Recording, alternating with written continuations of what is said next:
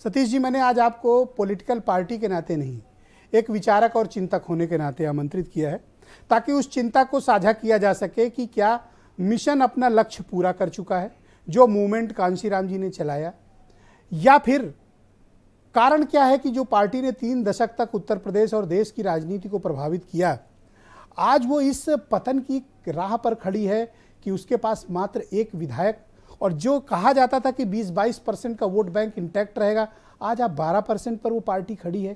तो क्या मैं मानूं कि ये दलित लीडरशिप के पतन का काल है? नहीं, देखिए ब्रिजेश जी, चाहे राजनीति हो या जीवन, जब आप असफलताओं के दौर से गुजरे तो सवाल आपसे पूछे जाएंगे, और सवालों से बचना नहीं है, सवालों का जवाब निश्चित रूप से ढूंढना चाहिए। अगर आज बहुजन समाज पार्टी जिस तरीके से जो ये ठीक है, मनमाफिक सफलता नहीं मिली, और निश्चित रूप से उसके हर सवाल का जवाब उनके लीडर्स को ढूंढना चाहिए, उनके तमाम लोगों को ढूंढना चाहिए। मैं निर्मल साहब को जो बड़े ध्यान से मैंने सुना, निश्चित रूप से मैं इस बात को कहीं ना कहीं मैं निर्मल साहब जी के साथ हूं कि अगर निर्मल साहब जी सरकार से सवाल पूछते हैं, चाहे वो बहुजनों की सरकार हो, चाहे वो बीजेपी की सरकार हो, चाहे समाजवादी पार्टी की सरकार, अगर सवाल पूछने वाले के खिलाफ निलंबन का अगर आदेश जारी करती है तो निश्चित रूप से उस सरकार की मैं बुराई करूंगा, निश्चित रूप से। दूसरी बात, अगर निर्मल साहब जी ने यह कहा कि बहुजन समाज पार्टी ने कहीं ना कहीं SC/ST एक्ट को डायल्यूट किया, मैं आपकी बात से बिल्कुल सहमत, लेकिन निर्मल साहब आपको एक बात का जवाब भी देना पड़ेगा। अगर आप भी ये मानते हैं कि SC/ST एक्ट को डायल्यूट करना बहुजन समाज पार्टी की खामी थी, तो निर्मल साहब को यह भी बताना पड़ेगा, क्योंकि आज वो एक राजनीतिक दल को रिप्रेजेंट कर रहे हैं, तो उन्होंने वर्तमान राजनीतिक दल या सरकार के ऊपर कितना दबाव डाला।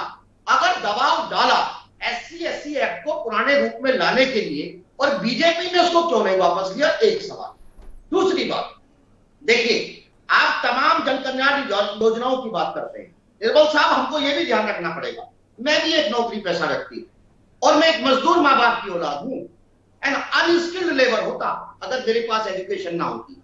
राजनीतिक रूप से राजनीति मेरे जीवन में कितना परिवर्तन होगी, ये एक अगला सवाल हो सकता है, लेकिन हमको यह भी सोचना पड़ेगा कि हम अगर दलितों को रिप्रेजेंट कर रहे हैं तो हमारी भाषा से कहीं ना कहीं जो दलित जो ऑलरेडी जीवन के निचले पायदान के ऊपर खड़ा है, हमारी किसी भाषा से वो उसके अंदर जो जीवन जीने की जो इच्छा है वो खत्म ना हो जाए, ये भी एक सवाल रहेगा।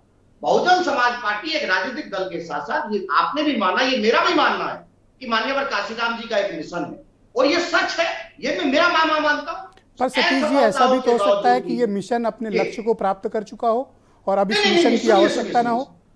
देखिए ब्रजेश जी, सुनिए, 4 बार की सत्ता पाया हुआ दलित बहुत दिन तक सत्ता से दूर नहीं रह सकता। सत्ता की भूख, सत्ता पाने की लगन उसके अंदर जिंदा है।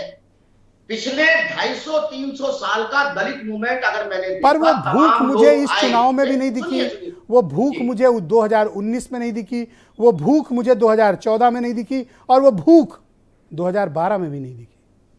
नहीं, देखिए एक चीज मैं आपको बताऊंगा, देखिए वो भूख कहां से निकलेगी। पंजाब में चुनाव हुआ, आम आदमी पार्टी की सरकार है, जरा उसकी लिस्ट उठा करके देखे ना, वहां कितने दलितों को राज्यसभा का मेंबर बनाया या कितने लोगों को MLC का चुनाव लोगों ने लड़ाया। समाजवादी पार्टी के अंदर बैठे हुए दलित लीडर्स को भी ये देखना पड़ेगा कि वहां पे कितने समाजवादी पार्टी के लीडर्स जो तमाम जो अंबेडकर वाहिनी चलाने की बात कर रहे थे, वहां पे कितने लोगों को वो टिकट दिलवाने में कामयाब रहे। ये विचार तो BSP को करने की जरूरत है कि 10 सालों के भीतर 10 सालों के भीतर इस प्रकार का भयानक पतन राजनीतिक तौर पर क्यों हुआ। नहीं, देखिए ब्रजेश जी, निश्चित रूप से ये सवाल है, और इस सवाल से बचना नहीं है, और ये मेरा सवाल नहीं है, ये सवाल हर एक दलित का है, हर एक शोषित का, हर एक वंचित का है। जी देखिए मैं एक बात आपसे जरूर कहूंगा कि सामाजिकता की कच्ची सड़क पर राजनीति की तेज गाड़ी चल नहीं सकती। अगर राजनीति की तेज गाड़ी चलाओगे तो एक्सीडेंट होने की संभावना। शुक्रिया आपका सतीश प्रकाश जी, मैं बहुत बहुत धन्यवाद आपका, बहुत बहुत धन्यवाद। मैं नेक्स्ट राउंड में आपकी बाकी विचारों को भी सम्मान के साथ। एक सवाल एक निर्मल साहब जी का लास्ट सवाल बताऊं कि देखिए, दलित सिर्फ पेट के साथ पैदा नहीं होता कि उसको राशन दे दो, उसको उज्ज्वला योजना दे दो, उसके मान सम्मान की भी बात होगी ना। अगर निर्मल जी ये तमाम लोग जो अलग राजनीतिक दलों के अंदर काम कर रहे हैं, दलितों के सम्मान की लड़ाई वो कितने लड़ पाते हैं, या अपनी बात कितने उन लीडर्स को या बीजेपी को या तमाम लोगों को दिला पाते हैं। आत्ममंथन ये भी एक करिए सर, सवाल रहेगा। आत्ममंथन। जी। मैं दद्दू प्रसाद जी को आमंत्रित करता हूं। दद्दू प्रसाद